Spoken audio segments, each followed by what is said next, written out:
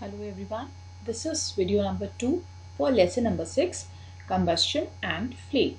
In the previous video, that is video number 1, we have studied about combustion, then combustible and non-combustible substances.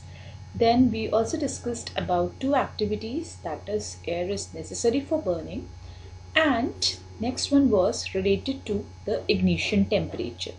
This all part has been completed in video number 1.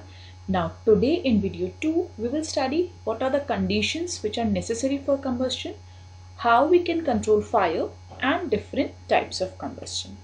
So let's start. What are the conditions which are necessary for combustion? You can see the picture here. It is representing a fire triangle. There you can see oxygen, fuel and heat. So for combustion to take place, there should be a combustible substance that can catch fire, that is regarded as fuel.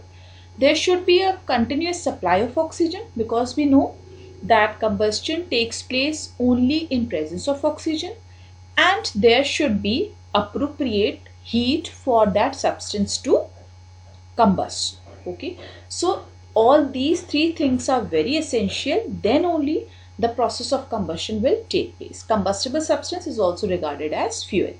So there should be a fuel. When fuel reacts with air, air means that is oxygen, and that is heat is provided to that, then what we get? Then we get fire, or the process of combustion takes place. So it can be said that when three things are which are required for combustion to take place are, there should be a fuel to burn, there should be a continuous supply of oxygen, and there should be heat to start and continue the process of combustion. Next thing comes, how do we control fire? How this fire can be controlled?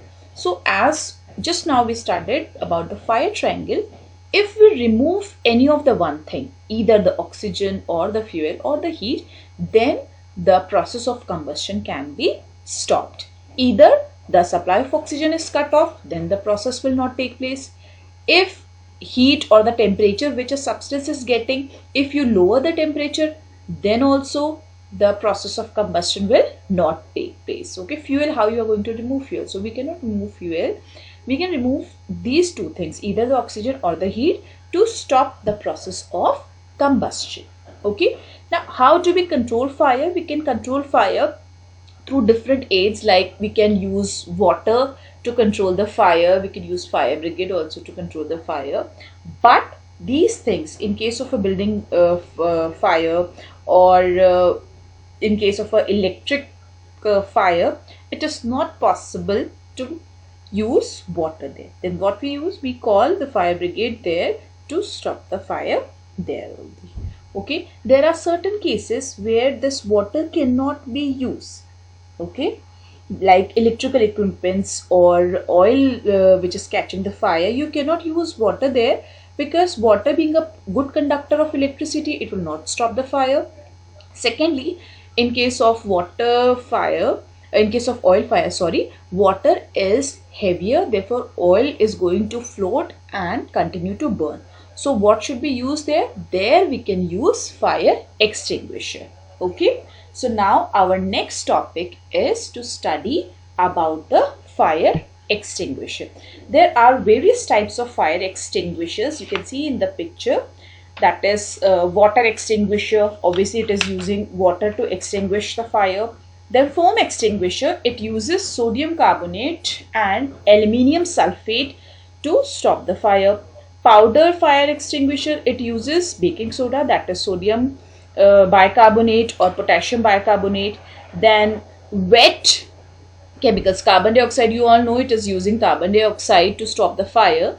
And wet chemical extinguisher, we are using potassium acetate and potassium citrate. So we don't have to go in that much detail, but you should know the different types of fire extinguisher and what chemical they are using to stop the fire. These are the diagrams you can see here. Soda acid fire extinguisher, it is containing sodium bicarbonate solution and sulfuric acid. When sulfuric acid react with sodium bicarbonate solution, then it produces carbon dioxide, and carbon dioxide is not a supporter of combustion, therefore it stops the combustion. This one is, the first one is the carbon dioxide fire extinguisher. So what happens here? Under high pressure, carbon dioxide liquefies and takes less space due to compression. Then it is stored in cylinders, and when the nozzle is opened, then what happens? The carbon dioxide starts to come out because of very high pressure. It expands and it covers the combustible material like a blanket, and thus it cuts off the supply of oxygen, and thus it stops the fire. Okay, so you don't have to go in that much detail of the structure, but you should know what chemical reaction is taking place for these fire extinguisher. In sodium carbonate fire extinguisher, it gives off carbon dioxide on heating, and then when you are using soda acid, means you are using sulfuric acid along with the sodium bicarbonate, then the reaction produces carbon dioxide, and there also carbon dioxide acts as a blanket and it cut off the supply of oxygen. Okay, so these are the different types of fire extinguisher that you have to study in your lesson number 6. Soda acid fire extinguisher and carbon dioxide. So soda acid is basically used for electrical fires and inflammable liquids, because we cannot use water there, so we use soda acid fire extinguisher. Now the next topic for today's video is types of combustion. You know what is combustion, you know the combustible and non-combustible substances. Now types of combustion. There are 3 types of combustion: rapid, spontaneous and explosion. You can see the picture here. The rapid combustion, what is happening? It is a combustion where the substance burns rapidly and it is producing heat and flame. In spontaneous combustion, it just starts to burn without any external heat. In the picture you are seeing phosphorus is catching fire and it is burning on its own. Now explosion, when combustion is accompanied by production of heat, sound and large amount of gas, then it is known as explosion. So let's see each one in detail. Large amount of heat and light energy is released. Okay, like when you burn a natural gas or LPG or a gas stove, when you burn, it immediately catches fire. So it is a rapid combustion.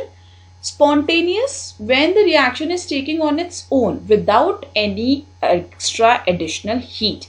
Like white phosphorus, it burns. Sodium, it catches fire as soon as it comes in contact with atmosphere, because they have very low ignition temperature. Explosion, it is the type of combustion that takes with the evolution of excess amount of heat, light, gases and maybe sound also. When we burn crackers, it bursts with liberation of heat, light, gas, sound. Therefore, it is explosion. So in this video, we have completed all the topics which were related to combustion. In next video, we will continue with flames. Thank you.